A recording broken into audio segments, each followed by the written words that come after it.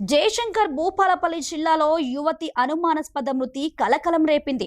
హత్య, ఆత్మహత్య అనే కోణంలో పోలీసులు విచారణ చేపట్టారు. జయశంకర్ భూపాలపల్లి జిల్లాలోని కాటారం జాతీయ రహదారి పక్కన కమలాపూర్ క్రాస్ సమీపం మేడిపల్లి అడవిలో యువతి అనుమానాస్పద స్థితిలో మృతి చెందింది. మృతురాలు చిట్యాల మండలం ఒడితల గ్రామానికి చెందిన కప్పల వర్షినిగా పోలీసులు గుర్తించారు. కుళ్ళిన స్థితిలో మృతదేహం ఉండగా పక్కనే ఆధార్ కార్డు, నిమ్మకాయలు, కుంకుమ పడేసి ఉన్నాయి.